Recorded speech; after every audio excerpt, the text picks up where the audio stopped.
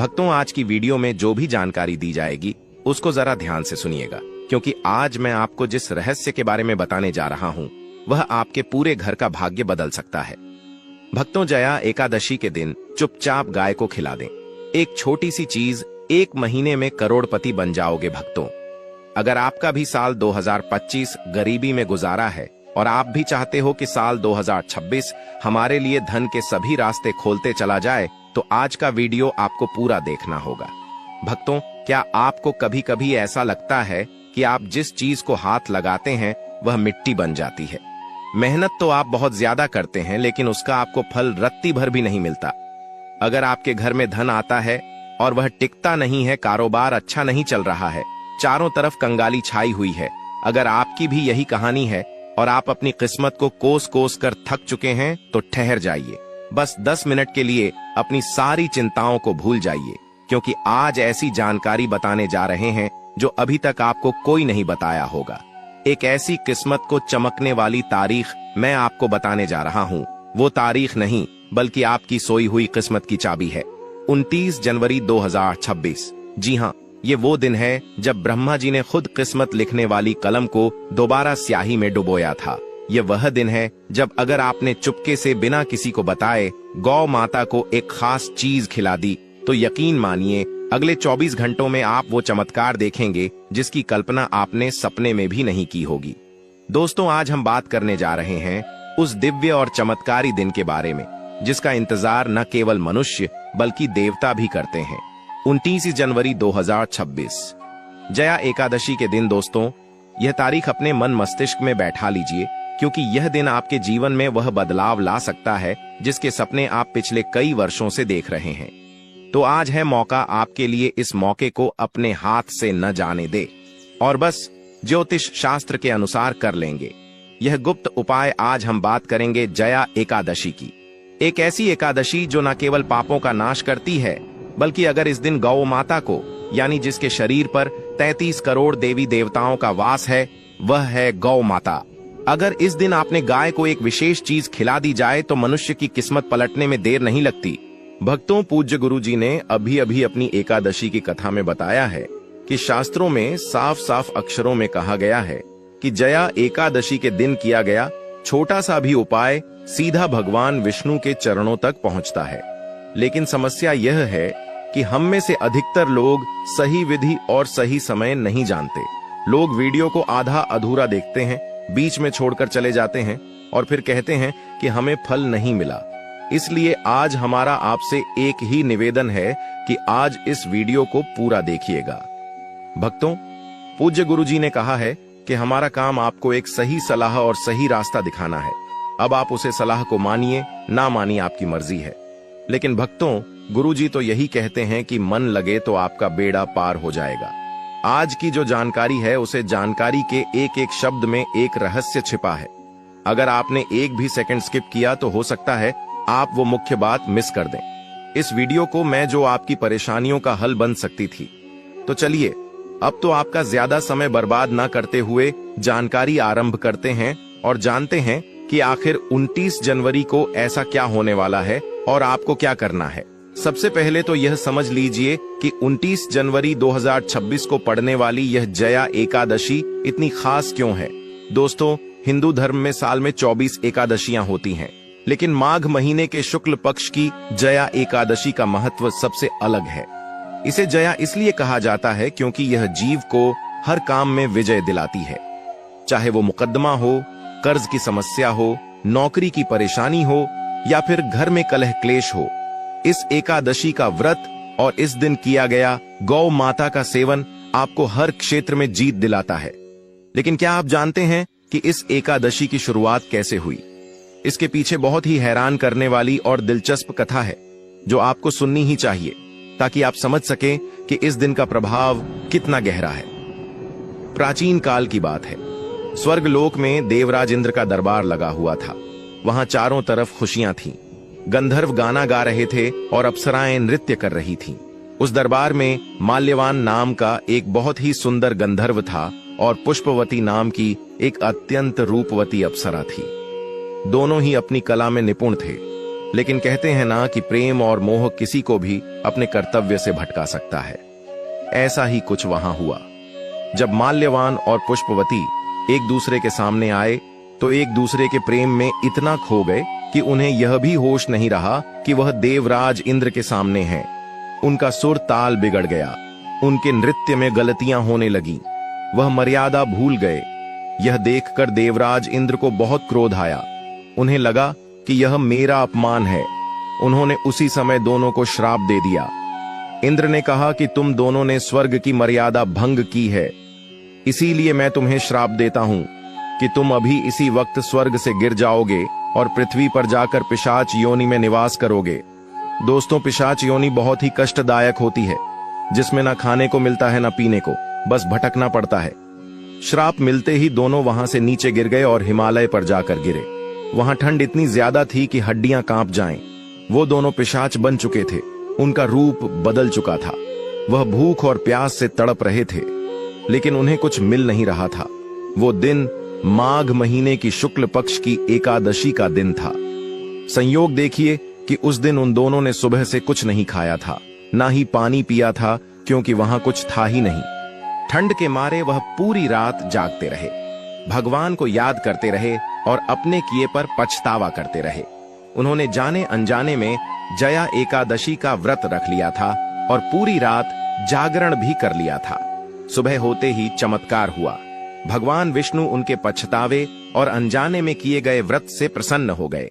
उन्होंने अपनी शक्ति से दोनों को वापस उनका सुंदर रूप लौटा दिया और उन्हें पिशाच योनि से मुक्ति मिल गई।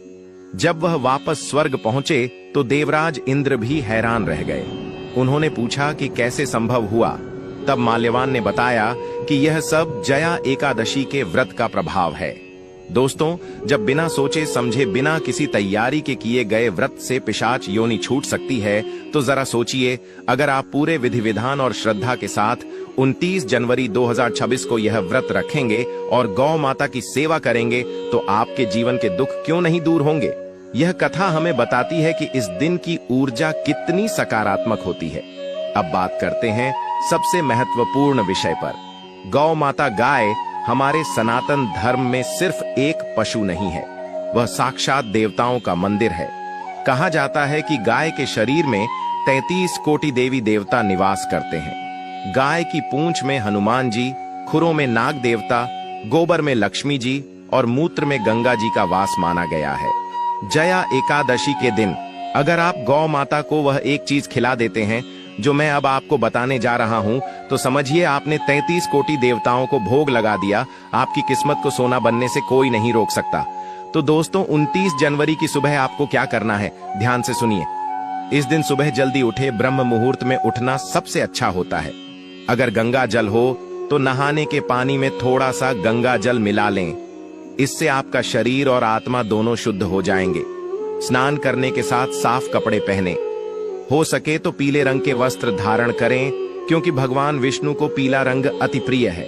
इसके बाद अपने घर के मंदिर में दीपक जलाएं और भगवान विष्णु और माता लक्ष्मी का ध्यान करें। ओम नमो भगवते वासुदेवाय इस मंत्र का 108 बार जाप करें। यह तो हुई पूजा की बात। अब आते हैं उस मुख्य उपाय पर जो आपको गौ माता के साथ करना है। दोस्तों, माघ का महीना ठंड का महीना होता है। इस मौसम में शरीर को गर्मी देने वाली चीजें खाई जाती हैं। शास्त्रों के अनुसार जया एकादशी पर तिल और गुड़ का बहुत महत्व है।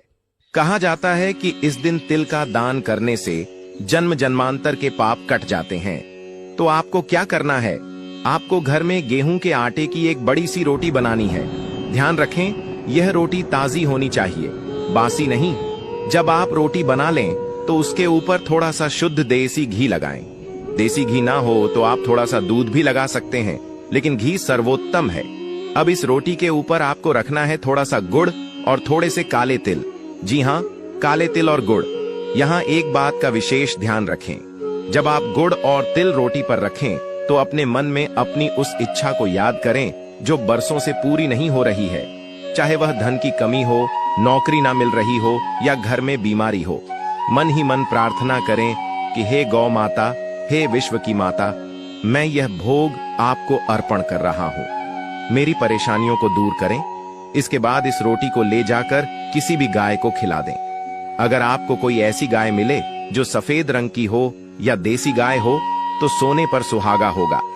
लेकिन अगर सफेद गाय ना मिले तो आप किसी भी गाय को यह रोटी खिला सकते हैं।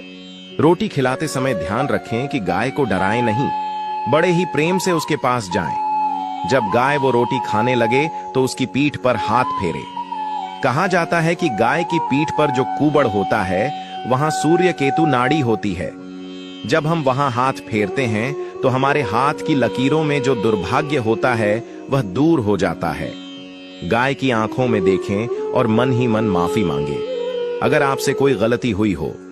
यह छोटा सा दिखने वाला उपाय इतना शक्तिशाली है कि इसका असर आपको 24 घंटे के अंदर दिखना शुरू हो सकता है। लेकिन दोस्तों, सिर्फ यही एक चीज नहीं है, एक और गुप्त वस्तु है जो अगर आपके पास सामर्थ्य हो तो आपको जरूर करनी चाहिए। जया एकादशी के दिन हरा चारा यानी हरी घास खिलाना भी बहुत शुभ माना जाता है।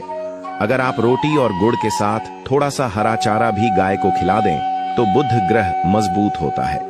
बुध ग्रह हमारी बुद्धि और व्यापार का कारक है। जिनका व्यापार ठप पड़ा है, दुकान नहीं चल रही, उन्हें तो हर हाल में जया एकादशी के दिन गौ माता को हरा चारा खिलाना ही चाहिए। आप देखेंगे कि कैसे रुका हुआ पैसा वापस आने लगेगा। अब कुछ लोग कहेंगे कि हम शहर में रहते हैं, फ्लैट में रहते हैं, वहां गाय कहां मिलेगी? दोस्तों, अगर आपके आसपास गौशाला है तो वहां चले जाएं। अगर वह भी संभव नहीं है तो आप किसी गौशाला में ऑनलाइन दान भी कर सकते हैं, इस नियत से कि उस पैसे से गाय को घास और गुड़ खिलाया जाए। भावना सच्ची होनी चाहिए। भगवान रास्ता दिखा ही देते हैं, लेकिन कोशिश यही करें कि अपने हाथ से खिलाएं, क्योंकि स्पर्श का अपना एक अलग ही विज्ञान है। इस दिन कुछ बातों का ध्यान रखना बेहद जरूरी है, नहीं तो किया करा या सब बेकार हो सकता है।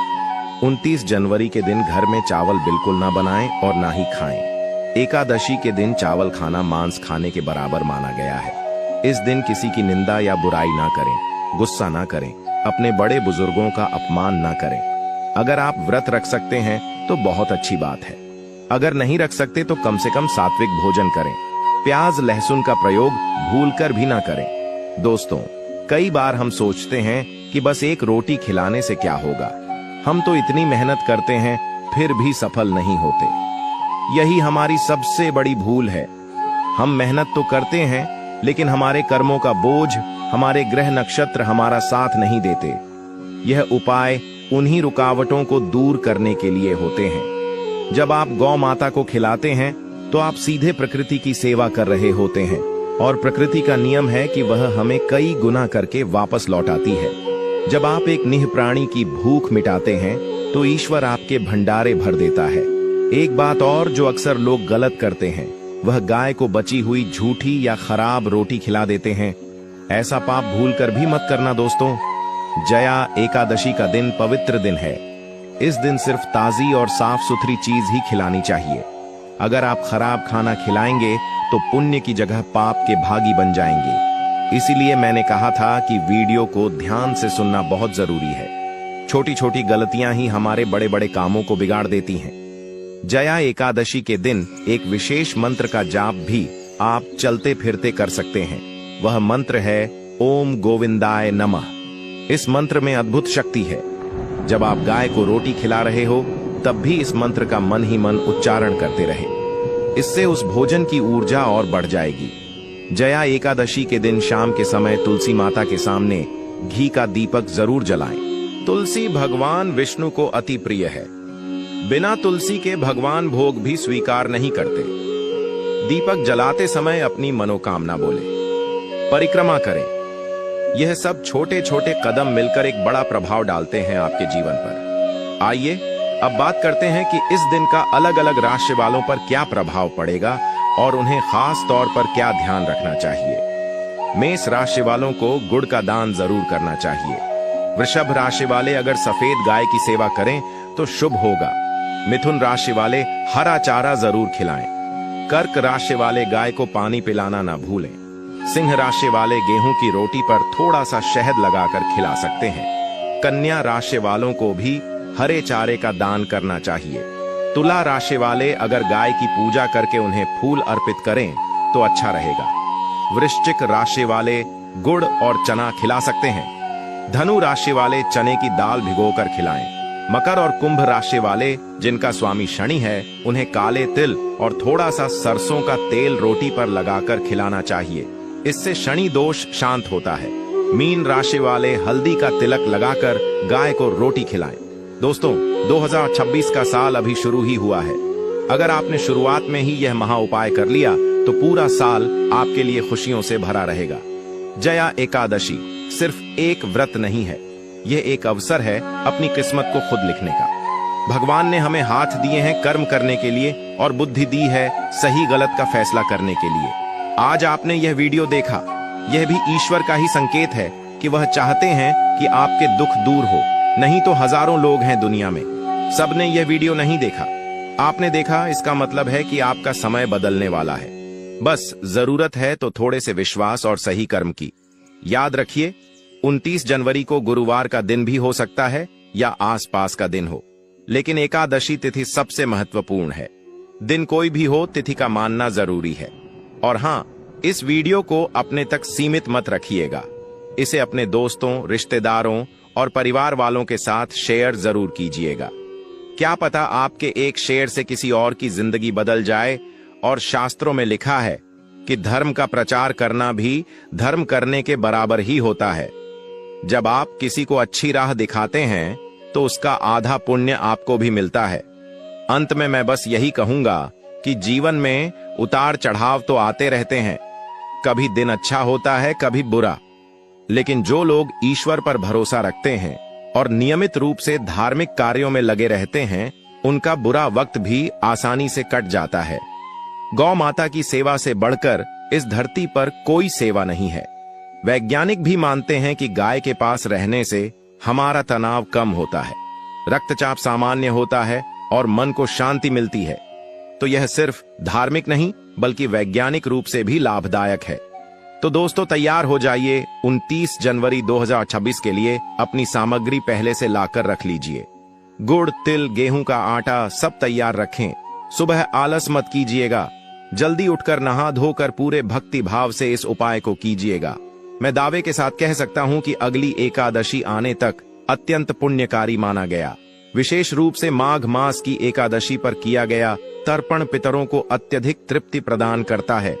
इस एकादशी की महिमा का एक प्रसिद्ध प्रसंग भी मिलता है, जिसमें 2 गंधर्व श्रापवश पिशाच योनि को प्राप्त हो गए थे। अज्ञानवश उनसे जया एकादशी का व्रत और रात्रि जागरण हो गया। इस व्रत के प्रभाव से द्वादशी के दिन उनका श्राप समाप्त हो गया और उन्हें पुनः दिव्य स्वरूप की प्राप्ति हुई। इससे यह स्पष्ट होता है कि जब अनजाने में किए गए व्रत से इतना बड़ा फल प्राप्त हो सकता है, तो जो व्यक्ति श्रद्धा और संकल्प के साथ इस व्रत को करता है, उसके पुण्य का अनुमान लगाना भी कठिन है। अब प्रश्न उठता है कि इस व्रत को कैसे किया जाए। शास्त्रों के अनुसार जया एकादशी के व्रत की तैयारी दशमी तिथि से ही आरंभ हो जाती है। दशमी के दिन से ही साधक को अपने आहार विहार और आचरण को शुद्ध करना चाहिए। इस दिन से मांस, मदिरा और तामसिक भोजन का पूर्ण त्याग कर देना चाहिए तथा मन, वाणी और कर्म से संयम धारण करना चाहिए। दशमी की रात्रि से ही भगवान विष्णु का स्मरण करते हुए व्रत का संकल्प लेना श्रेष्ठ माना गया है। इस व्रत को शास्त्रीय विधि और पूर्ण नियमों के साथ करना चाहिए। जो साधक श्रद्धा पूर्वक नियमों का पालन करते हुए इस व्रत को आरंभ करता है और विधि विधान से इसका समापन करता है, उसकी मनोकामनाएं अवश्य पूर्ण होती हैं। जया एकादशी के दिन पितरों के लिए तर्पण करना विशेष रूप से फलदायी बताया गया है। वैसे तो प्रत्येक एकादशी पर पितृ तर्पण का महत्व है, लेकिन माघ मास में वह भी एकादशी के दिन तिल मिश्रित जल से किया गया तर्पण पितरों को अत्यंत संतोष प्रदान करता है। आगे हम यह भी जानेंगे कि पितृ तर्पण किस विधि से करना चाहिए। भगवान श्री कृष्ण स्वयं इस एकादशी की महिमा बताते हुए कहते हैं कि जया एकादशी के पुण्य प्रभाव से माल्यवान नामक गंधर्व और गंधर्व कन्या पुष्पवती का उद्धार हुआ था। देवराज इंद्र के श्राप से वे दोनों पिशाच योनि को प्राप्त हुए और लंबे समय तक घोर कष्ट भोगते रहे। एक बार अज्ञानवश उनसे माघ शुक्ल जया एकादशी का व्रत हो गया और उसी रात्रि उनसे जागरण भी हो गया। इस व्रत के प्रभाव से जब अगले दिन द्वादशी का सूर्य उदित हुआ तो देवराज इंद्र का श्राप समाप्त हो गया और दोनों को पुनः अपना दिव्य गंधर्व स्वरूप प्राप्त हुआ। इस प्रकार यह एकादशी मनुष्य के अत्यंत भारी पापों का भी नाश करने वाली मानी गई है। जब अनजाने में किए गए व्रत से इतना महान फल प्राप्त हो सकता है, तो जो व्यक्ति संकल्प लेकर श्रद्धा से पूजन करता है, उसके पुण्य का वर्णन करना किसी के लिए भी संभव नहीं है। तो साथियों, अब फैसला आपके हाथ में है। जया एकादशी कोई साधारण दिन नहीं, बल्कि ईश्वर द्वारा दिया गया एक दुर्लभ अवसर है, जहां थोड़ी सी श्रद्धा और सही कर्म आपके जीवन की दिशा बदल सकते हैं। अगर आपने मन से यह उपाय किया, गौ माता की सेवा की और भगवान विष्णु पर भरोसा रखा, तो यकीन मानिए आपकी किस्मत का बंद ताला जरूर खुलेगा। हो सकता है परिणाम आज दिखे या कल, लेकिन आएगा जरूर। इसलिए इस पावन संदेश को अपने तक सीमित मत रखिए। इसे अपने परिवार, मित्रों और प्रियजनों के साथ अवश्य साझा कीजिए, क्योंकि धर्म का प्रचार करना भी सबसे बड़ा धर्म माना गया है। अगर यह वीडियो आपके दिल को छू गया हो, आपको आशा की एक किरण दिखाई हो, तो नया योग टीवी को लाइक करें, सब्सक्राइब करें और कमेंट में जय श्री हरि लिखना न भूलें। आपकी एक छोटी सी सहभागिता हमारे लिए बहुत बड़ा संबल है। गौ माता की कृपा और भगवान विष्णु की अनंत कृपा आप सभी पर बनी रहे। बोलो पार्वती पतेय, हर हर महादेव। दोस्तों, पहले मैं आपको बता दूं कि इस वीडियो को देखने से ज्यादा सुनने में समझ आएगा, तो हो सके तो इस वीडियो को ऐसी जगह पर देखो जहां का माहौल एकदम शांत हो। भक्तों को मेरा राम राम, जय सीताराम। दोस्तों, कामना करते हैं कि आप और आपके परिजन स्वस्थ होंगे। इसी कामना के साथ आगे बढ़ते हैं। दोस्तों, अगर आपका शत्रु हंस रहा है और आप अंदर ही अंदर टूट रहे हैं, अगर कोई कर्ज आपके घर की शांति को निगल रहा है, कोई आपके भाग्य को नजर से जला रहा है, तो अब वक्त है पलटवार का। क्योंकि आज मैं आपको बताने जा रहा हूं एक ऐसा रहस्य जो सिर्फ किताबों में दबा था, गुरुओं की जुबानों में छुपा था और तांत्रिकों के घेरों तक सीमित था। यह कोई मामूली उपाय नहीं है। यह है 886 लिखी हरी मिर्च से शत्रु और कर्ज को तहस नहस कर देने वाला तंत्र। यह अचूक, खुफिया और सिद्ध टोटके, जिनके सामने कोई भी शत्रु चाहे तांत्रिक हो, झूठा हो, छलिया हो, टिक नहीं पाएगा। हर मिर्च 786 अंक। एक ब्रह्मास्त्र तो बांध लीजिए हिम्मत की डोरी, क्योंकि अब शत्रु रोएगा और आप मुस्कुराएंगे। वीडियो को अंत तक देखिए, क्योंकि ऐसा रहस्य फिर कभी नहीं मिलेगा। दोस्तों, हरी मिर्च पर 786 लिख देना, शत्रु और दुश्मन पूरी तरह समाप्त हो जाएंगे। यह एक शक्तिशाली और अचूक टोटका है जो सदियों से गुप्त रखा गया था, परंतु आज हम इसे आपके सामने प्रकट कर रहे हैं ताकि आप अपनी रक्षा स्वयं कर सकें। तो शत्रु और दुश्मन से छुटकारा दिलाने के लिए एक ऐसा सरल परंतु अत्यंत असली उपाय आपको बताने वाले हैं, जिसमें आपको एक ताजी हरी मिर्च पर सिर्फ 786 लिखना है, यानी 786 का पवित्र अंक। यह अंक न केवल एक संख्या है, बल्कि इसमें ब्रह्मांड की ऊर्जा और आध्यात्मिक शक्ति समाहित है। अगर आप हरी मिर्च पर इस पवित्र अंक को लिखकर एक बहुत छोटा सा और गोपनीय उपाय कर लेते हैं, तो आपके गुप्त शत्रु हो, जो आपकी पीठ पीछे षड्यंत्र रचते हैं, या कोई ऐसा व्यक्ति शत्रु जो सामने से आपको डराता है, धमकाता है, किसी भी तरह से आपको शारीरिक, मानसिक या आर्थिक कष्ट पहुंचाता है, वह शत्रु भी, और जो गुप्त शत्रु हैं जिनकी पहचान करना मुश्किल है, वह शत्रु भी आपके जीवन से पूरी तरह दूर हो जाएंगे। वे लाख कोशिश करने के बाद भी आपका बाल भी बांका नहीं कर पाएंगे।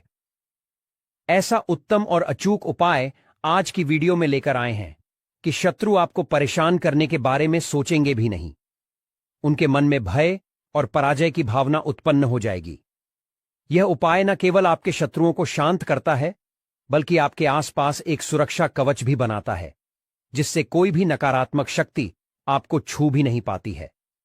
दूसरी महत्वपूर्ण बात यह है कि अगर शत्रु ने आपके ऊपर किसी भी तरह का तंत्र मंत्र, जादू टोना करवा रखा है, कोई भी जादू टोना, कोई भी ब्लैक मैजिक, कितनी भी बड़ी और विनाशकारी बंधनवार की क्रिया करवा रखी हो, शत्रु ने चाहे तो आपके भाग्य को बंधवा दिया हो, आपके काम को बंधवा दिया हो, आपकी बुद्धि को बंधवा दिया हो, जिससे कि आप अच्छे से सही निर्णय ना ले पाएं, किसी भी कार्य को सफलतापूर्ण ना कर पाएं, व्यापार में लगातार घाटा हो, और धीरे धीरे करके आप आर्थिक रूप से बर्बाद हो जाए, या फिर शत्रु ने आपके धन के स्रोतों को बंधवा दिया हो, जिससे कि ना पैसा आए, ना आप जीवन में आगे बढ़े, या आपके घर के किसी प्रिय व्यक्ति के स्वास्थ्य को बंधवा दिया हो, जिससे कि लगातार बीमारियों में आपका बहुमूल्य पैसा जाता रहे और धीरे धीरे करके आपका सारा संचित धन बर्बाद हो जाए। अगर इस तरह की नकारात्मक और विनाशकारी क्रियाएं भी शत्रु ने आपके विरुद्ध करवा दी हैं, तो यह छोटा सा उपाय तुरंत उन सभी बंधनवार की क्रियाओं को खोल देगा, उनका असर समाप्त कर देगा, चाहे वह बंधनवार कितना भी शक्तिशाली क्यों ना हो और शत्रु चाहे कितना भी ताकतवर क्यों ना हो। भले ही आपके शत्रु ने एक संगठित गुट बना रखा हो। गुट कैसे बनाते हैं? पहले एक व्यक्ति आपसे शत्रुता रखता है, फिर दूसरा व्यक्ति शत्रु बन जाएगा, फिर तीसरा व्यक्ति भी ईर्ष्या के कारण जुड़ जाता है और यह आपस में हाथ मिला लेते हैं और फिर एक निर्दोष व्यक्ति को बर्बाद करना शुरू कर देते हैं। किसको? जिसे अपना दुश्मन मानते हैं, जिससे उन्हें अंदर ही अंदर जलन होती है, जिसके धन संपत्ति से जलन होती है, जिसकी सामाजिक सफलता और प्रतिष्ठा से जलन होती है। ऐसे शत्रु न केवल आपके जीवन में बाधाएं खड़ी करते हैं, बल्कि आपकी मानसिक शांति को भी भंग कर देते हैं। यह उपाय इन सभी नकारात्मक असरों को दूर करने में सक्षम है। अब यही कलयुग है जहां अच्छाई और तरक्की को बचा पाना बहुत से लोगों के लिए मुश्किल होता जा रहा है। जैसे जैसे आप जीवन में सफलता प्राप्त करते चले जाएंगे, जैसे जैसे आप अपनी मेहनत और लगन से पैसा कमाएंगे, वैसे वैसे आपके गुप्त और प्रत्यक्ष शत्रु भी बनेंगे और दुर्भाग्यवश इनकी संख्या में वृद्धि भी हो सकती है। अब आज के समय पर ज्यादातर शत्रु यंग और मेहनती लोगों को परेशान कर रहे हैं। गुप्त शत्रु यानी सामने से आपको पता नहीं चलेगा कि कौन आपका शत्रु है और कौन मित्र का वेश धारण किए हुए हैं। बहुत बार यह शत्रु जो गुप्त होते हैं, आपके करीबी मित्र के रूप में आ जाते हैं, आपकी हर बात जानते हैं और फिर उसका इस्तेमाल आपके खिलाफ करते हैं। बहुत बार आपके आसपास में रहने वाले लोग हो सकते हैं, आपके घर के थोड़ा दूर रहने वाले परिचित हो सकते हैं, जहां आप काम करते हैं वहां आपके सहकर्मी हो सकते हैं, यहां तक कि आपके रिश्तेदारों में भी